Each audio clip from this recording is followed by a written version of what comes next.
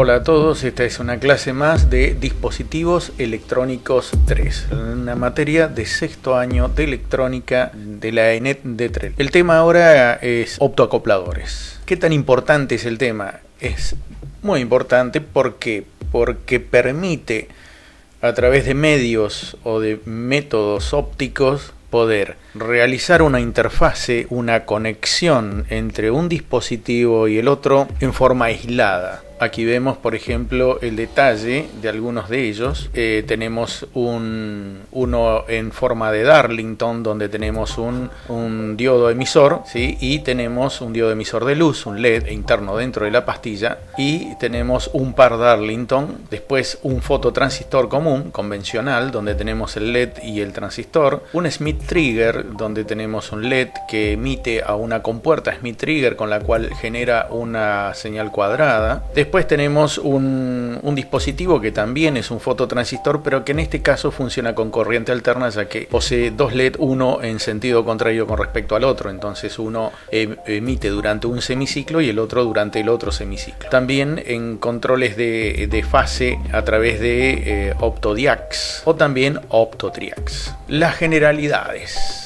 Los fotodetectores. ¿Qué hacen los fotodetectores? Detectan cambios de energía fotónica transformándolo en energía eléctrica. Una emisión de luz no es más que una emisión de fotones. Esa emisión de fotones posee una cierta cantidad de energía y esa energía, que es proporcional a la frecuencia de emisión y a la constante de Planck, es la que se va a transformar en energía eléctrica. Por otro lado, también tenemos las celdas solares. Las celdas solares transforman la energía lumínica en energía eléctrica. Luego los diodos LED o los diodos láser, que transforman la energía eléctrica también en energía lumínica. Todos estos elementos pueden ser usados como parte o constituyente de un sistema compuesto por optoacopladores. ¿Cuáles son los rangos de trabajo que tiene un optoacoplador? Un optoacoplador tiene un rango de trabajo dentro del espectro. Acá tenemos la visión de un espectro del espectro electromagnético y vamos a ver que generalmente estos están dentro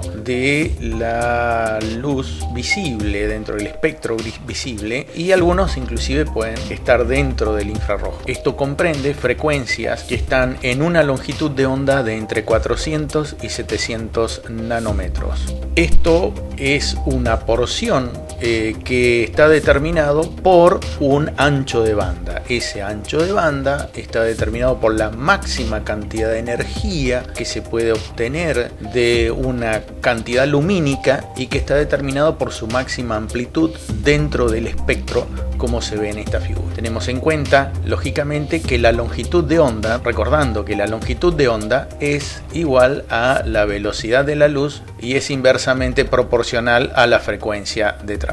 El fotodiodo PN. ¿Qué es un fotodiodo PN? Es una juntura PN que permite la penetración de luz en la vecindad de la unión metalúrgica. O sea, se unen los materiales P y el material N y entonces se produce o se crea un hueco electrónico. Un hueco donde faltan electrones y esos electrones, esos huecos pueden llegar a se puede producir una inducción de corriente provocado por la luz misma dentro del material que está sometido a esa energía fotónica. Tenemos que tener en cuenta los portadores que se generan, los portadores eléctricos que se generan en la zona de vaciamiento y que son arrastrados por el campo eléctrico, la tasa de generación óptica, GL, generación de L de light, y la cantidad de energía que tiene que ver directamente con la longitud de onda de emisión, en este caso. Eso compone una cierta cantidad de corriente que está determinado por sus parámetros dentro de una curva que está resumido dentro de las hojas de datos de un fotodiodo cualquiera. Hay una respuesta que se llama respuesta espectral. Esta respuesta espectral es algo que uno verifica también en las hojas de datos y que está dado para cada tipo de sensor. Hay una variación de esa corriente generada por la luz con la longitud de la onda incidente, y esto es fundamental, y esto me muestra una curva que detalla o determina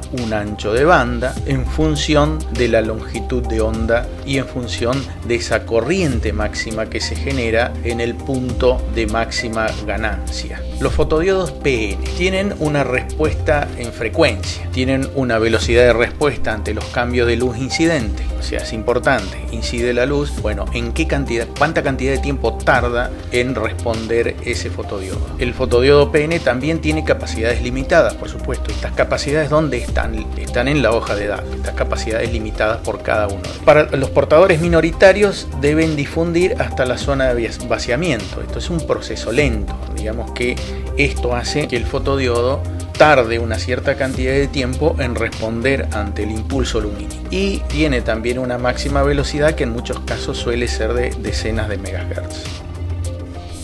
Es importante determinar que la variación de la corriente generada por la luz con la longitud de la onda incidente está en la curva de datos del componente. Hay un fotodiodo de tipo PIN. Este fotodiodo de tipo PIN es un material que está formado por una zona P, una zona N y una zona intrínseca. Esto tiene una región I, que es una región que está agotada. La mayor parte de la fotocorriente es generada en la zona de agotamiento. El fotodiodo de avalancha son fotodiodos operados cerca del punto de ruptura inversa. La ganancia está dada en función de la generación de portadores que se generan, y la multiplicación de avalancha amplifica los portadores que son provocados por la luz eléctrica justamente. La frecuencia de respuesta de estos dispositivos suelen ser del orden del gigahertz, y sus aplicaciones son exclusivamente en fibra óptica, donde requieren longitudes de onda mayores a 1,1 micrómetro. Fotodiodos. Hay cuestiones que hay que tener en cuenta con el tema de los fotodiodos, y dentro de eso hay factores importantes como la velocidad de respuesta. ¿Qué tanta cantidad de tiempo tarda en responder ese fotodiodo? La eficiencia cuántica que tiene, que está dada por la relación entre los fotones y los pares generados de energía. La linealidad que tiene, ¿qué tan lineales son? Para esto hay una curva que está lógicamente determinada por la hoja de datos. ¿Cuál es la uniformidad espacial en el fotodiodo? Porque esto me da el punto donde yo debo incidir con el haz de luz para tener la máxima cantidad de respuesta o la cantidad de respuesta que yo necesite. Y también es importante el llamado ruido oscuro o dark noise, que en este caso está determinado por el momento en que no hay incidencia de luz eléctrica y cuál es la respuesta que tiene ese fotodiodo a la ausencia de esta luz eléctrica. Acá podemos ver el ejemplo de una hoja de datos donde el fabricante me determina para un fotodiodo cualquiera, en este caso el modelo S2386, la curva dado de la cantidad de respuesta que tiene el fotodiodo en función de la longitud de onda de trabajo a 25 grados centígrados. Siempre es importante tener en cuenta la temperatura cuando voy a realizar un ensayo. Siempre cuando voy a utilizar un elemento de estos, como cualquier otro dispositivo, debo sí o sí revisar la hoja de datos para tener en cuenta todas las características técnicas que involucran a ese componente. El Toshiba TPS850 también es un optoacoplador, ¿sí?, de uso en la industria. Fíjense que en este caso la curva es bastante lineal, considerando la forma en que está armado el gráfico. Entonces tenemos por un lado en el eje de las X la cantidad de iluminación y en el eje de las Y la corriente determinada por la cantidad de luz incidente en microamperes.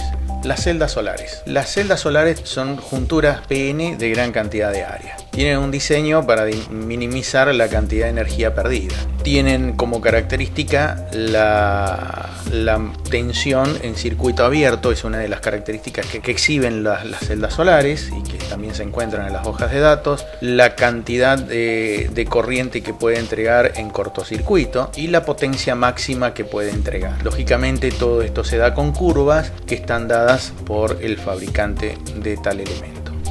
Acá vemos un corte de cómo es una celda solar, donde vemos su constitución interna, donde está formado por sustratos de tipo N, sustratos de tipo P, la cara que da a la luz para poder producir ese desplazamiento de cargas eléctricas y la energía eléctrica en sí. Entonces, la cobertura superior de contacto de la superficie de la célula puede ser minimizada, aunque esta puede dar como resultado el aumento de la resistencia en serie. Puedo hacer celdas solares más chicas, pero ¿qué pasa? Voy a aumentar la resistencia en serie de ese elemento generador. Imaginemos que cada celda solar es un generador, en definitiva. Los recubrimientos antirreflectivos en la parte superior sobresalen a la superficie de la celda, que son aquellos que impiden que se produzca pérdidas por reflexión en la superficie de incidencia de los rayos solares. La reflexión es reducida por la textura de la superficie. La celda de energía solar puede ser engrosada para aumentar la absorción. Hay distintos tipos de fabricaciones. La longitud de alcance óptico puede ser aumentada por una combinación de texturado de la superficie y de la luz poniendo trampas. Se pueden colocar trampas ópticas para lograr una mayor cantidad de eficiencia en el momento de aprovechar la máxima cantidad de energía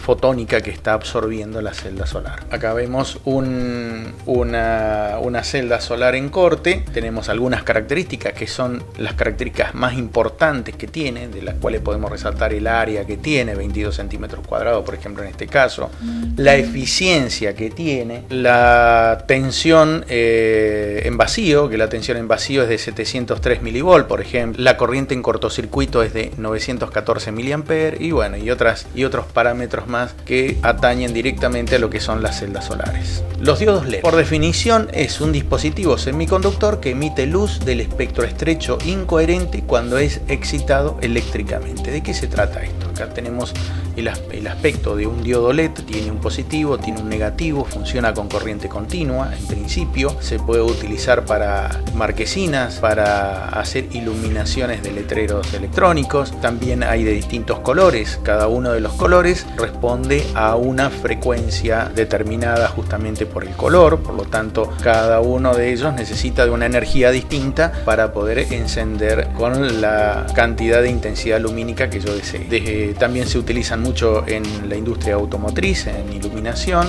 en carteles gigantescos donde se minimiza la cantidad de consumo de ese cartel en función de la aplicación, y en semáforos donde se está utilizando muchísimo actualmente. Entonces, ¿cómo funciona esto? Funciona por polarización directa, que inyecta portadores mayoritarios en las regiones donde se recombinan. En esta recombinación de semiconductores en forma indirecta se produce calor, se produce una cierta cantidad de temperatura. Esto derivado justamente del proceso del pasaje de portadores de carga eléctricos. En esa recombinación directa de semiconductor, que es arsenuro de galio, ocurre de banda en banda, y bueno, y esto es justamente ese salto el que provoca o emite fotones, y esa cantidad de fotones va a tener una energía determinada que va a estar dada en función de su longitud de onda, en definitiva de su frecuencia, o sea, de su color. Tres requisitos son necesarios para producir un diodo emisor de luz visible. En principio, que es un semiconductor, generalmente de silicio,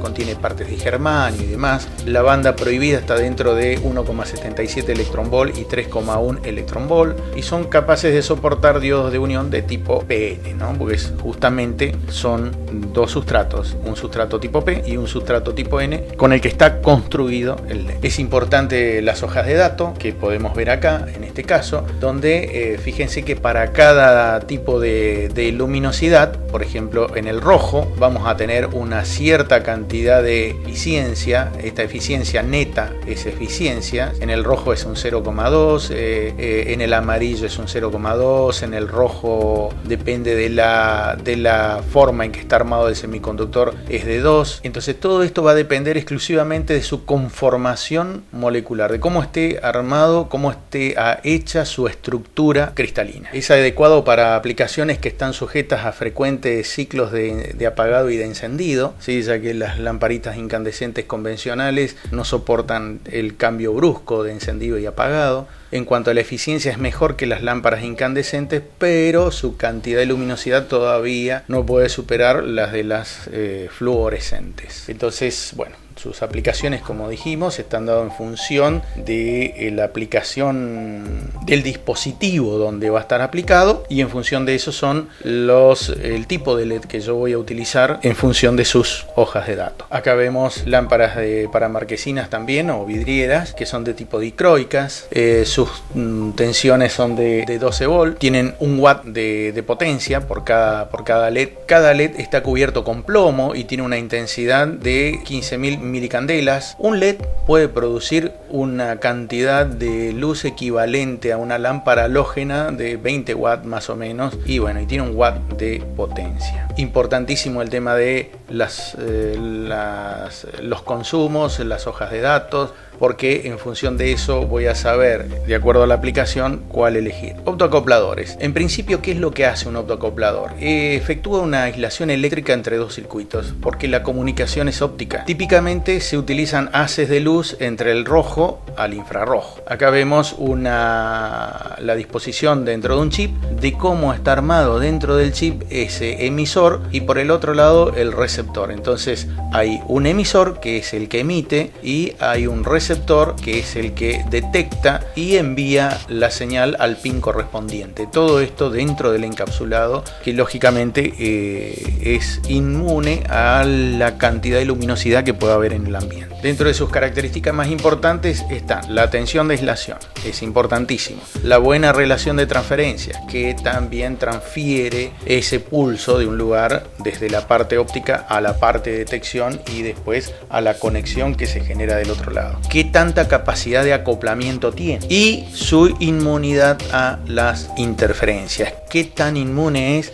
a las interferencias provocadas por otros elementos? El ruido eléctrico, por ejemplo, que es muy importante a tener en cuenta. Acá vemos la conformación básica de un sistema compuesto por un LED que emite con una corriente de 5 mA, con una frecuencia de pulso de 10 kHz, con un par Darlington receptor, que son dos transistores acomodados de la manera de tipo Darlington, junto con una resistencia de carga. Esto es importante a tener en cuenta, porque en un circuito como este yo genero el pulso, con ese pulso excito el LED emite esa señal luminosa, la señal luminosa por dentro del encapsulado excita a la base de uno de los transistores del par Darlington, y ese a su vez excita al otro transistor. El par Darlington, recordemos que es un transistor de alta ganancia. Entonces, con muy poquita cantidad de luminosidad puedo generar una circulación de corriente eléctrica a través de este elemento, previo a haber colocado una resistencia de carga RL, que va a estar determinado en función de las condiciones del dispositivo. Todo esto, lógicamente, tengo que ver en la hoja de datos para poder decir, bueno, de cuánto es el valor de RL, cómo calcular el valor de RL. Acá tenemos un optoacoplador donde son dos pares Darlington, ¿sí? Son foto Darlington, así se llaman, así se denominan, foto Darlington, donde tenemos en el encapsulado tenemos entre el pin 1 y 2 un LED, entre el pin 3 y 4 otro LED, y estos a su vez excitan a los pares Darlington formados por los transistores que están enfrentados a cada uno de ellos. Son dos optoacopladores puestos en un mismo encapsulado. Lógicamente, siempre tengo que tener en cuenta para todo esto las hojas de datos. El OptoTriac. El OptoTriac es un sistema en donde dentro de un denominado MOC, por ejemplo en este caso el MOC 3014, es un OptoTriac que contiene en su interior un diodo LED y un triac del otro lado, ¿no? Recordemos que un triac es un elemento de conducción bidireccional que sirve para corriente alterna. ¿Cómo funciona este circuito? En principio tengo una fuente que está entregando tensiones entre 0 y 5 volt, pulsos por ejemplo, una resistencia eléctrica que limita la corriente a través del LED, porque estos pulsos, si son de 5 volt, no puedo colocar 5 volt sobre el LED, entonces tengo que limitar la corriente a través de una resistencia, por ejemplo en este caso de 330 ohms.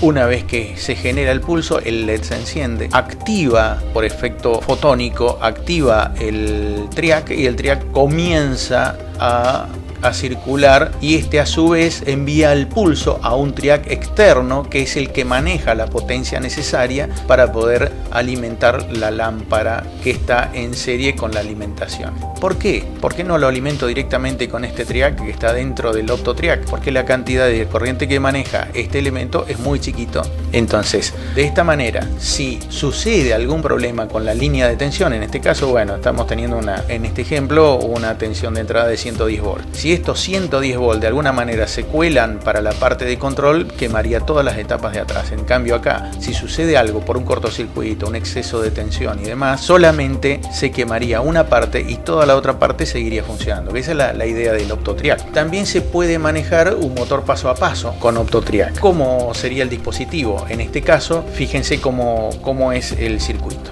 Tenemos en principio el motor paso a paso. El motor paso a paso es un motor muy particular, el cual funciona solamente por intercambio de pulso entre las bobinas, ¿sí? Si yo le aplico una tensión directamente a una bobina de estas, no voy a lograr que el motor dé una vuelta completa. Entonces para esto tengo que secuenciar una serie de pulsos de forma tal de que provoque un torque por cada cantidad de grado de paso de ese motor, con lo cual hace que estos motores sean tan precisos que, por ejemplo, se utilizan en las máquinas CNC o en las máquinas impresoras 3D y demás. ¿Qué es lo que se utiliza para excitar el motor? Estas bobinas son de mucha cantidad de corriente eléctrica, consumen mucha cantidad de corriente eléctrica, entonces sí o sí necesito transistores de potencia para poder usarlos de interfaz, para que con muy poca cantidad de corriente y tensión yo pueda excitarlos convenientemente. Entonces por cada campo, por cada bobina hay un transistor. En este caso tenemos 4 transistores que a su vez están excitados a través de una resistencia, en este caso de 470 ohm en la base, ¿sí? Y que a su vez están excitados por un OptoDarling. Entonces tengo 4 OptoDarlington que van a ser excitados a través de los pines que van a provenir de un sistema de control. El sistema de control es que va a ir otorgando los unos y ceros necesarios como para hacer que el motor gire en un sentido, gire en el otro y a la velocidad que yo necesite.